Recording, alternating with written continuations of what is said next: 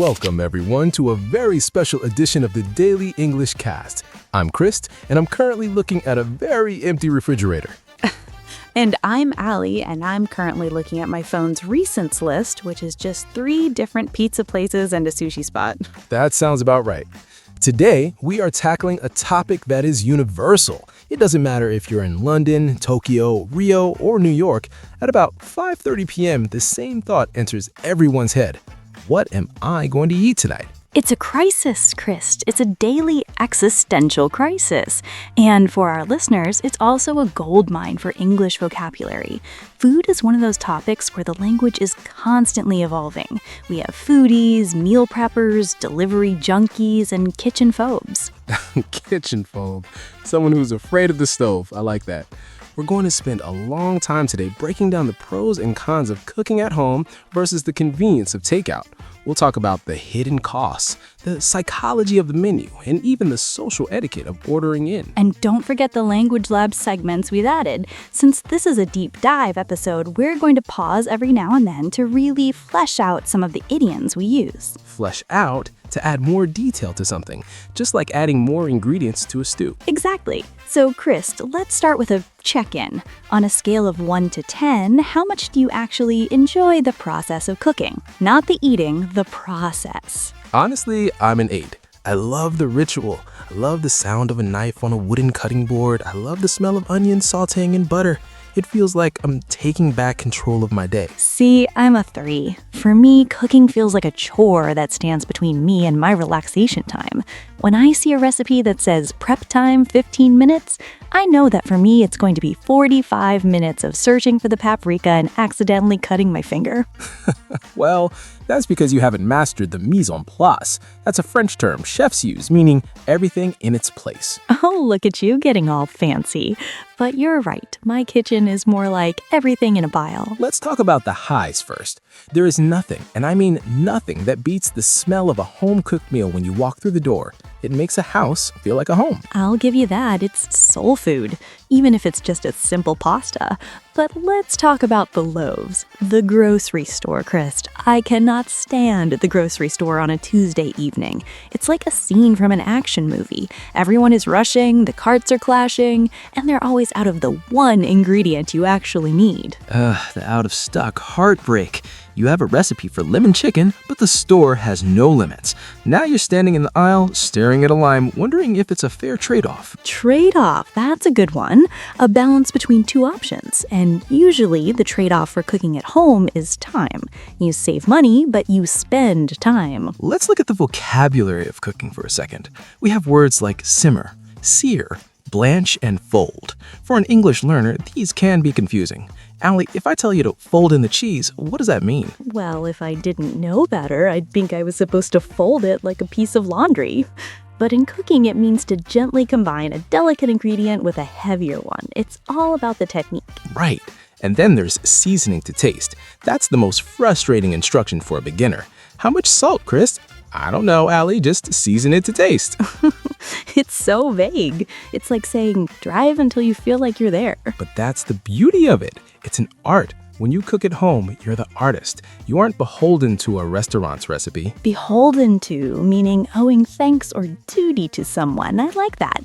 But sometimes I want someone else to be the artist. I want to be the critic who just sits there and eats. You know, Ally, we talk about the joy of cooking, but we often gloss over the war zone that precedes it. I'm talking about the supermarket. Oh, don't even get me started. If home cooking is the final performance, then the grocery store is the chaotic rehearsal where everything goes wrong. Actually, let's do something fun for our listeners. Let's roleplay this. I'll be the serious shopper with a list, and you be yourself, Ally. We're in the middle of a crowded grocery store on a Sunday afternoon. I was born for this role. Ding! That's the sound of the automatic doors opening. Let's go. Okay, focus. I have the list. We need kale, organic chicken breasts, and Ally, why are you heading toward the bakery? But Krist, did you smell that? It's the fresh bread siren song. It's calling my name. No, we are on a mission. If we go to the bakery now, we'll buy 3 loaves of sourdough we don't need. We have to stick to the perimeter. Stick to the perimeter. That's a classic grocery store tip. The healthy stuff is always on the outside walls, and the processed traps are in the middle. But look, the cookies are on sale, 2 for $5. Ally, that's a marketing ploy. They put those end cap displays there specifically to trip you up. Trip you up, meaning to make someone make a mistake. You're right, but they're double chocolate chip. Okay, fine, I'm back. What's next? We need to weave through the produce section. Look out! Whoa, that lady almost clipped me with her cart. She's like a Formula One driver, but with more aggression and a giant bag of potatoes. People lose their social filters in the produce section. It's every man for himself. Excuse me, ma'am, sorry, just trying to reach the spinach. Why is that man tapping on every single watermelon? Does he think they're going to whisper their secrets to him? He's checking for ripeness, Ally. If it sounds hollow, it's good to go. But he's holding up the line. There are 5 people behind him waiting to get to the berries. This is where grocery store etiquette comes in. If you're going to ponder the meaning of life over a head of lettuce, pull over to the side. Pull over, like a car. Exactly. Don't park your cart in the middle of the aisle while you look for the best before date on a carton of milk. Okay, we've got the greens. Now we need the chicken. Oh no, Krist, look at the meat counter. It's a bottleneck. A bottleneck, a point where the flow of something is restricted or slowed down. You're right, there's a line 10 people deep. This is the moment where I usually throw in the towel and head for the frozen pizza aisle. Throw in the towel to give up. Stay strong, Ally. We're doing this for the listeners. Think of the hearty meal we're going to make. Fine. While we wait, let's look at the labels. This one says free range, this one says organic, and this one says pasture raised. I feel like I need a PhD just to buy a chicken wing. It's information overload. The brands want to dazzle you with fancy words so you don't look at the price tag. Oh, I'm looking at the price tag. Ouch. Krist, this chicken costs more than my first car. Welcome to inflation, Ally. Okay, we've got the chicken. Now, the final boss, the checkout line. Dramatically, the horror. Look at the queues. Every single one has a person with 100 coupons or someone who needs a price check on a mysterious bag of grapes. Let's try the self-checkout. It's usually faster. Are you kidding? The self-checkout is a trap. As soon as I put my bag down, the machine starts yelling, "Unexpected item in bagging area." And then I have to wait for the tired employee to come and seize me. Unexpected item in bagging area. The 5 words that haunt every modern shopper. Okay, let's pick the line with the fewest people. Look, that guy only has 3 items. Don't do it, Krist. He's got the look in his eye. He's going to pay in loose pennies. I can feel it. You're right. Let's go to the express lane. 15 items or less. Counting the person in front of their items. 1, 2, 3, 24, Krist. She has 24 items in the 15-item lab. That's a total violation. It's a social contract breach, but what are you going to do? Call her out on it? Call someone out. To challenge or criticize someone openly. I want to, but I'm too tired. I just want to go home and eat. And that, my friends, is why we end up ordering takeout. By the time you survive the grocery store, you've used up all your willpower for the day. Exactly. We walk out of the store with $100 worth of groceries. We're so exhausted from this survival guide experience that we drive past a burger joint and think, yeah, that's much easier. It's the ultimate irony. You buy the ingredients to cook, then you're too tired to use them because the process of buying them was so stressful. But for our English learners, the grocery store is actually a great place to practice. Reading labels, listening to the announcements, or even just asking an employee, where can I find the chickpeas? Just make sure you use your polite forms. Could you tell me, or would you happen to know? And if you see me in the bakery aisle staring at the cookies, just look the other way. I'm having a moment. Noted. Let's pivot to the world of delivery. It has changed so much in the last 10 years. It used to be just pizza and Chinese food. Now you can get a 5-course meal from a Michelin star restaurant delivered to your couch. It's dangerous, Krist. It's too easy. I call it the one-tap trap. You're sitting there a little bit tired, a little bit hangry, and your thumb just drifts toward the delivery app. Drifts toward, like a ship moving slowly off course. And then there are the fees, the delivery fee, the service fee, the small order fee, and of course, the tip. By the time you're done, your $15 burrito costs $32. But you aren't just paying for the food, Chris. You're paying for the clean kitchen. You're paying for the 30 minutes of your life you didn't spend washing dishes. To me, that $17 difference is a sanity tax. Sanity tax, I love that. It's the price we pay to keep our minds from snapping. Exactly. And let's talk about the vocabulary of takeout. We have curbside pickup, no contact delivery, and estimated time of arrival, the ETA. The ETA is the biggest lie in the modern world. It says 20 minutes, then 25, then 40. You're standing by the window like a puppy waiting for its owner. And then the driver gets lost, and you have to give them directions over the phone while your stomach is doing somersaults. Doing somersaults meaning you're very hungry or nervous.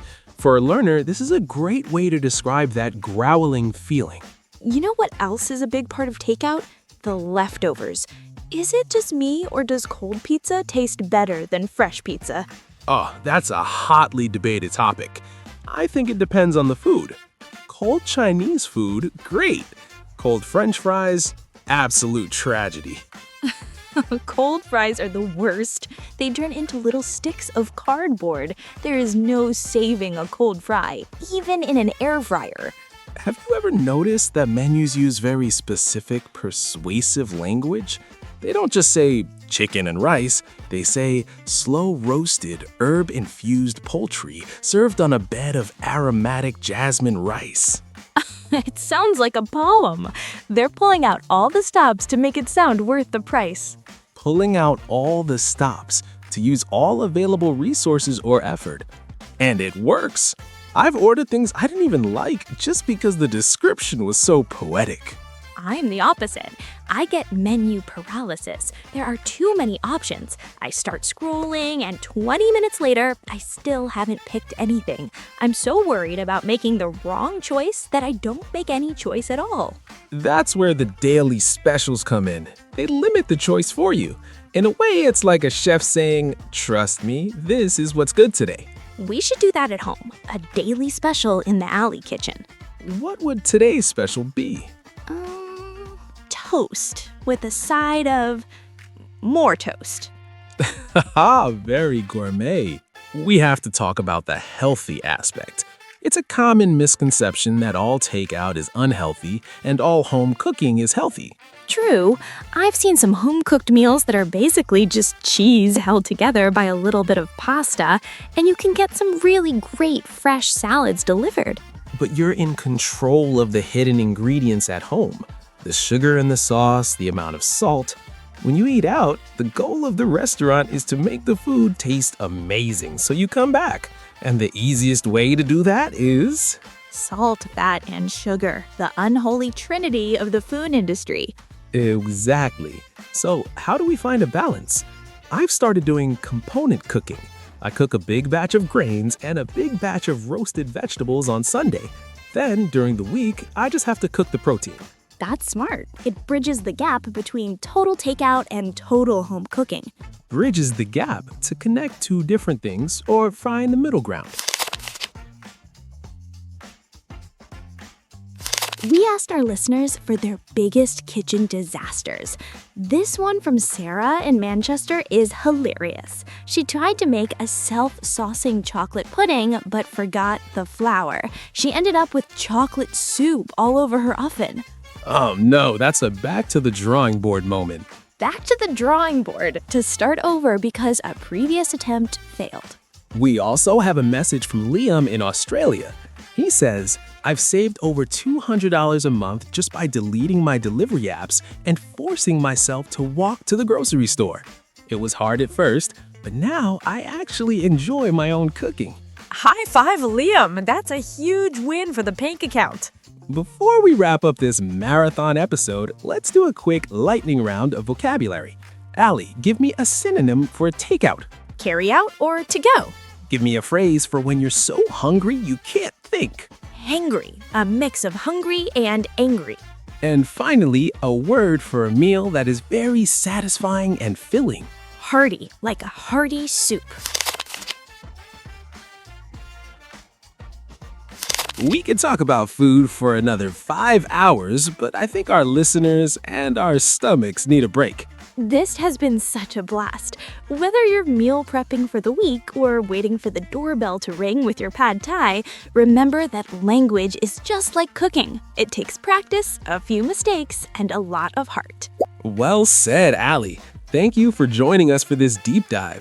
Don't forget to check the show notes for a full list of the 50+ idioms we used today. Stay hungry for knowledge, everyone. Bye. Goodbye.